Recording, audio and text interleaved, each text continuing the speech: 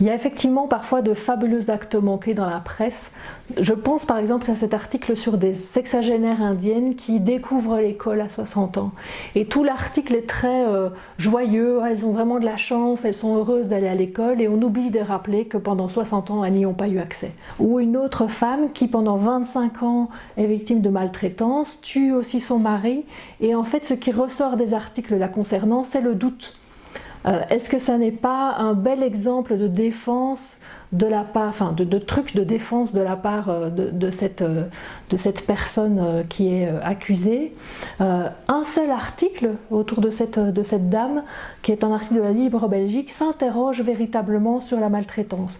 Par exemple, dans la plupart des articles, on remet en doute le fait qu'elle ait été maltraitée parce qu'elle n'a jamais porté plainte en 25 ans, parce qu'elle n'en a pas véritablement parlé autour d'elle, parce que les enfants n'ont jamais rien vu.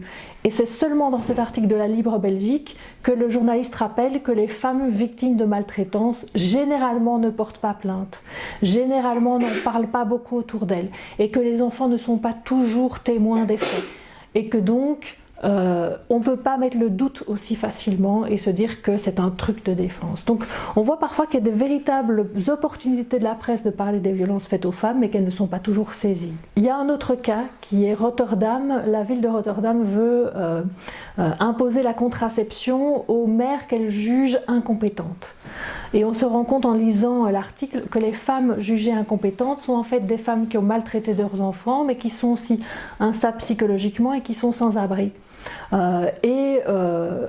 On ne remet pas en question le milieu ou leurs conditions de vie. Simplement, on rappelle que la ville veut imposer la contraception. Et à un moment donné, c'est dit de manière très rapide, c'est une atteinte aux droits fondamentaux des femmes et des êtres humains, et ça n'est pas plus développé. Alors qu'en fait, imposer la contraception à quelqu'un est une atteinte grave aux droits de la personne.